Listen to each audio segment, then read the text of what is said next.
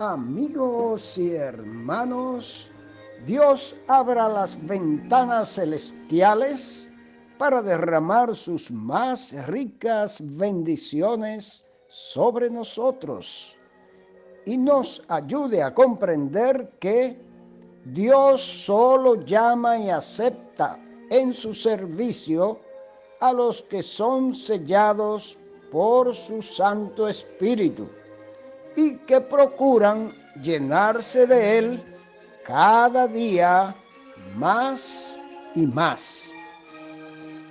Y ahora, palabras de sabiduría. Hechos 6:8. Y Esteban, lleno de gracia y de poder, hacía grandes prodigios y señales entre el pueblo. Mis amados amigos y hermanos, es un gratísimo honor contar con su valiosa compañía cada día para compartir con nosotros estos breves minutos de saludable alimento para el alma, rica nutrición para la mente y fresco refrigerio para el espíritu. Seguimos nuestro deleitoso recorrido por el más corto, pero muy extenso capítulo 6 del libro de los Hechos del Espíritu Santo a través de los apóstoles.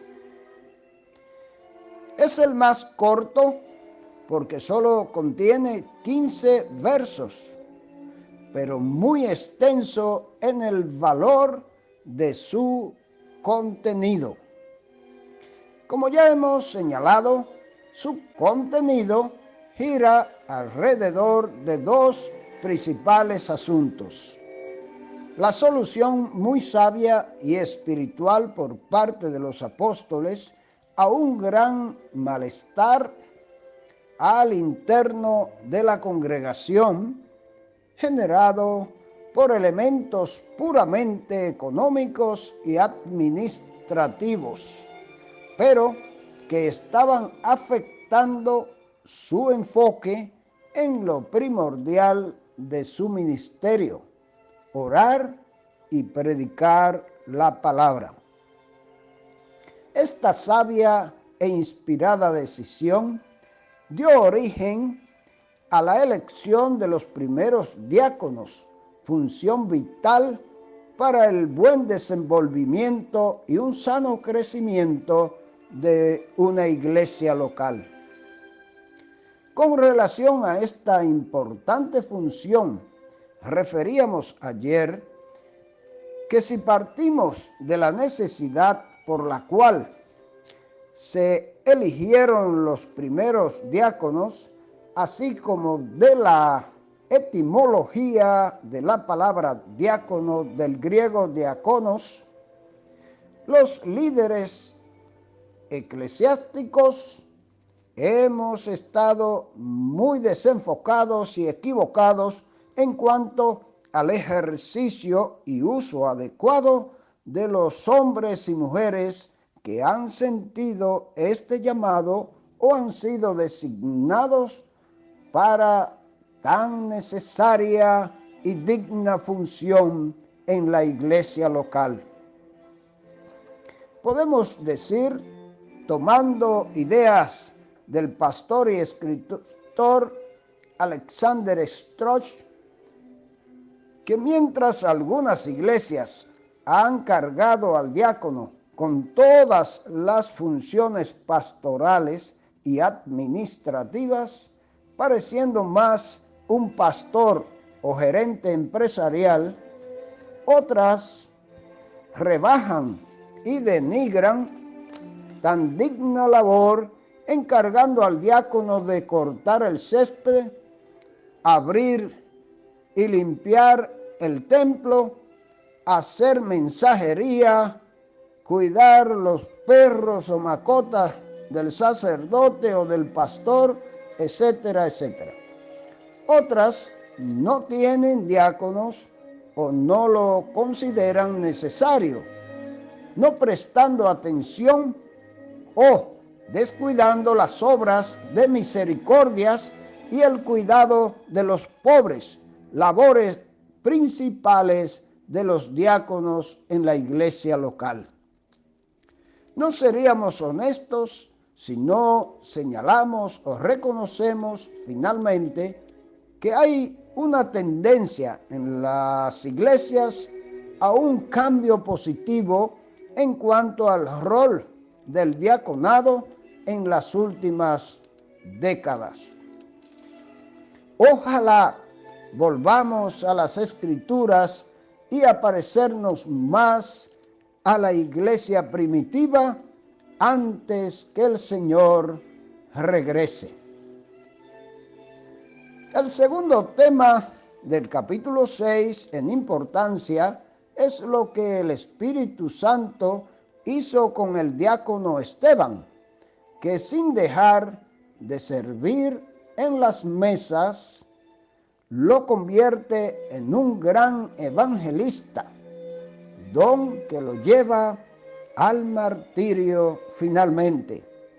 Y a propósito del diácono Esteban, escuchemos, pues, con mucha atención los comentarios de Matthew Henry con traducción y adaptación al castellano de don Francisco Lacueva, hoy con el tema Esteban, de diácono a evangelista.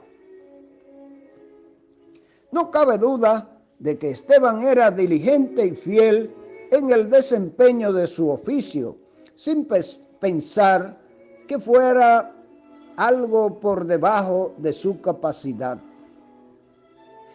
Y al haber sido fiel en lo poco, le fue encomendado algo mayor, pues le hallamos aquí cumpliendo con el ministerio de evangelista.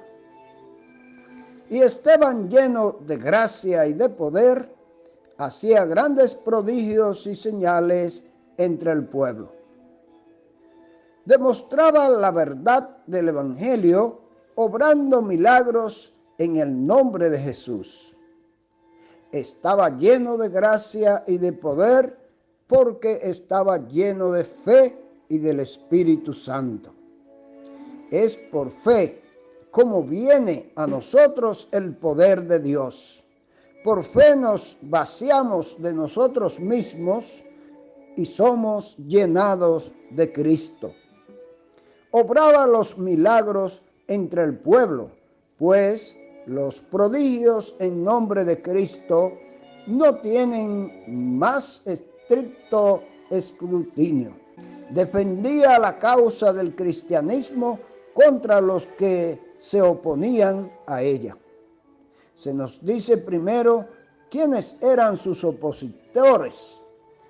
Todos ellos eran judíos helenistas. Sin duda, habían necesitado mayor gasto de dinero y energías para salir de los países en que vivían y establecerse en Jerusalén, donde tenían ahora su propia sinagoga. Por eso, quizás eran tanto más fanáticos en su apego al judaísmo, cuanto que la profesión de la religión judía no era para ellos tan fácil y barata como para los que siempre habían residido en Palestina. Se nos dice que pertenecían a la sinagoga llamada los libertos, es decir, de quienes habían sido esclavos y se le había dado después la libertad. De los de Cirene, de Alejandría, de Cilicia y de Asia proconsular. Lo más probable, por el contexto, es que todos ellos se reuniesen en la sinagoga de los libertos, aunque no puede negarse la posibilidad de que cada grupo tuviese su propia sinagoga. La mención de los de Cilicia arroja mucha luz sobre el proceso psicológico de la conversión del apóstol Pablo. Dice Trenchard, puesto que asistían a sus cultos los de en la sinagoga, los hombres de Cilicia, es probable que Saulo de Tarso fuese miembro de la congregación y que fuese uno de los contrincantes de Esteban en las discusiones que surgieron allí. Quizás el proceso que culminó en la conversión del perseguidor de los cristianos empezara allí, bien que el fanático joven había de resistir tenazmente las primeras punzadas de su conciencia y los primeros rayos de luz que le venían o le vinieran por el ministerio de Esteban. Pero, ¿por qué disputaban con Esteban y no con los apóstoles mismos? ¿Es que tenían a estos como a hombres sin letras y del vulgo? ¿O quizás el gran celo evangelístico de Esteban le llevó espontáneamente o por designación de los demás discípulos a enfrentarse en discusión con dichos oponentes? Un detalle que no debe olvidarse es que Esteban, además de sus cualidades espirituales e intelectuales que le hacían destacarse entre los discípulos, era la extracción helenista como los otros 6 diáconos, con lo que estaba mejor capacitado para disputar con los también helenistas de la sinagoga de los libertos. Un detalle que no debe olvidarse es que Esteban, además de sus cualidades espirituales e intelectuales que le hacían destacarse entre los discípulos, era de extracción helenista, como los otros 6 diáconos, con lo que estaba mejor capacitado para disputar con los también helenistas de la sinagoga de los libertos. Tremendo cambio de Esteban después de aceptar humildemente el llamado de los apóstoles y designación de todos los discípulos como diácono o servidor para ayudar al problema de la repartición de alimentos entre las viudas, sin tomar en cuenta que era un gran intelectual y muy capaz en la ley y en la palabra. Ahora Dios, al ver esta humildad y disposición de servir en lo que fuera necesario en su iglesia, lo convierte en un gran evangelista y Dios lo reviste del poder del Espíritu Santo para darle el privilegio de realizar grandes milagros y prodigios en el pueblo. Así obra Dios con aquellos que con toda humildad se dejan guiar por su Santo Espíritu.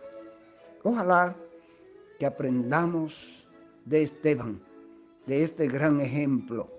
Seguiremos viendo de su vida en el capítulo siguiente. Que el Señor bendiga abundantemente su palabra entre nosotros. Amén.